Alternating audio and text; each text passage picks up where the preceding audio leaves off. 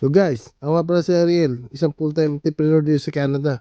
Tara, samahan nyo ko para makakita kayo ng mga discarding malulupit.